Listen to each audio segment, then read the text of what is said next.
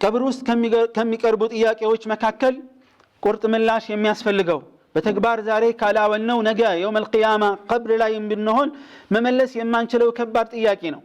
ጥያቄው ቀላል ቢመስልም ተግባርን መሰረት ያደረገ ነው። ግን መልሱ من ربك وما دينك ومن نبيك ጌታህ ማን ነው? መልእክተኛህስ ማን ናቸው? ነብይህ ማን ናቸው? ሃይማኖትህስ ምንድነው? إمام مسلم بزجبوت حديث عن البراء بن عازب عن النبي صلى الله عليه وسلم قال الله اندهلا يثبت الله الذين آمنوا بالقول الثابت الله سبحانه وتعالى أمانيوچن صنو بهونو قال ياصناچوال ይላል يقول الرسول عليه الصلاة والسلام نزلت في عذاب القبر يهنقص يوردو የቀብርን ጥያቄ በተመለከተ ነው فيقال له من ربك فيقول ربي الله ونبي محمد صلى الله عليه وسلم ጌታህ ማን ነው ተብሎ አማኙ ሲጠየቅ ጌታዬ አላህ ነው መልእክተኛዬም ሙሐመድ عليه الصلاة والسلام ናቸው ይላል። ይህ ነው የዚህ አንቀጽ ትርጓሜ ይላል። وفي سنن أبي داود أبو داود بزجبوت حديث لايم من ይላሉ የአላህ መልእክተኛ ويأتيه ملكان فيجلسانه ሁለት መላእክቶች ይመጡና ያስቀምጡትና ይጠይቁታል من ربك ይሉታል ጌታዬ አላህ ነው ይላል فيقولان له ما دينك ሃይማኖትህ ምንድነው ብለው ይጠይቁታል አሉ ረሱል عليه الصلاة والسلام ትክክለኛ መልስ የሚሰጠው አማኝ እስልምና ነው ሃይማኖቴ ይላል። ይህ እናንተ ዘንድ የተላከው ግለሰብና ሰውዬ ማን ነው ተብሎ ሲጠየቅ የአላህ መልእክተኛ عليه الصلاة والسلام ናቸው ይላል።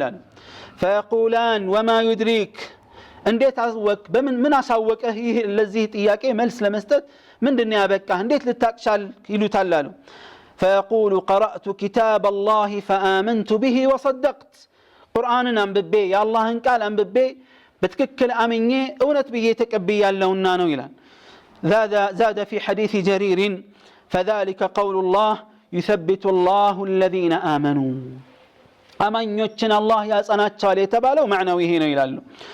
ከዛ قال فينادي مناد من السماء كسماء تطاري يطارال أن قد صدق عبدي فأفرشوه من الجنة باريا يونتن تناغرالنا يجنت منطاف انطفلت يبالال وافتحوا له بابا إلى الجنة وألبسوه من الجنة يجنة بر كفتلت يجنة ودا جنة مياساي بر كفتلت يجنة لبس ألبسوا تبالال الرسول عليه الصلاة والسلام اللهم اجعلنا من هذا العبد يا رب العالمين اللهم ثبتنا بالقول الثابت في الحياة الدنيا وفي الآخرة كذا من قالوا رسول عليه الصلاة والسلام يجنة ملكام مازا ጥሩ ነገሮቹ ይመጣለታል ቀብሩም የአይን ርዝመት ርቀት ያክል ይሰፋለታል አሉ። ካፊሩ ወይም ፋጅሩ ደግሞ ሲሞት አሉ መልእክተኛው عليه الصلاة والسلام ሩሑ ወደ ሰውነቱ ከተመለሰ በኋላ ሁለት መላእክቶች ይመጡና ያስቀምጡታል። ጌታህ ማን ነው ብለው ሲጠይቁት ሃሃ لا أدري ብቻ ብሎ ነው የሚጮኸው አሉ። ሃይማኖትህ ምንድነው? ሃሃ አላቅም ይላል። ይህ እናንተ ዘንድ የተላከው መልእክተኛ ማን ነው ሲባል አላቅም ነው ጮሃቱና መልሱ። ከሰማይ ተጣሪ ይጣራል አሉ። ይህ ሰውዬ ዋሽቷል ቀጣፊ ነው። የጀሃነምን የእሳት ምንጣፍ አንጥፉለት የእሳትንም ልብስ አልብሱት ወደ እሳትን በር ከፈቱለት ይባላል ረሱል عليه الصلاة والسلام اللهم إنا نعوذ بك أن نكون من هذا ከዛ በኋላ የጀሃነም ቅጣት ቃጠሎ ይመጣበታል አሉ።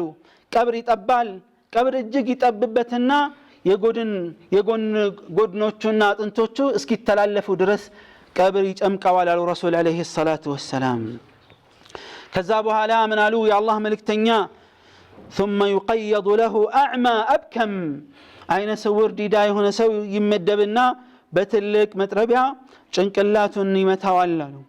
ተራራ ቢመታ አንዴ ድባቅ የሚያደርግ አመድ የሚያደርገው አይነት መጥረቢያ ወይም መዶሻ ይሰጠውና በሱ ይመታዋል። ሁሉም ጅኖችና ሰዎች ሲቀሩ ሌሎች ፍጥረታት ሁሉ ጩኸቱን ይሰማሉ አሉ። أيها المسلمون عباد الله وأهل السنة والجماعة يؤمنون بنعيم القبر وعذابه أهل السنة والجماعة الله كالناس يادرقنهن يكبر قطعتهم صقام እንዳለ ያምናሉ። የሞተ ሰው ቀብሩ ውስጥ ቀብሩ ወይም የጀነት ጨፌ ነው ወይም የእሳት ጉድጓድ እንደሚሆንም ያምናሉ። ለዚህ ነው የአላህ መልእክተኛ አለይሂ ሰላቱ ወሰላም ምን ብለዋል? ኢነማ القبر روضة من رياض الجنة أو حفرة من حفر النار ቀብር የጀነት ጨፌ ነው ወይም የእሳት ጉድጓድ ነው ብለዋል። የቀብር ቅጣት እንዳለ የሚያመለክቱ በርካታ የተረጋገጡ ማስረጃዎች አሉ። ቀብርን ለቀብር ቅጣት የሚዳርጉም በርካታ ቅጣቶች አሉ። ከነዛ መካከል ነብዩ አለይሂ ሰላቱ ወሰላም የተናገሩት ነው። ሽንትን ሰው ሲጸዳዳ በትክክል ሽንቱን አጥርቶ እስቲንጃ አለማድረግ፣ ሰውነቱን ልብሱን እንደነካውና እንዳልነካው እርግጠኛ አለመሆን፣ ሽንት ላይ ጥንቃቄ አለማድረግ ለቀብር ቅጣት ከሚያጋልጡ ነገሮች አንዱ ነው።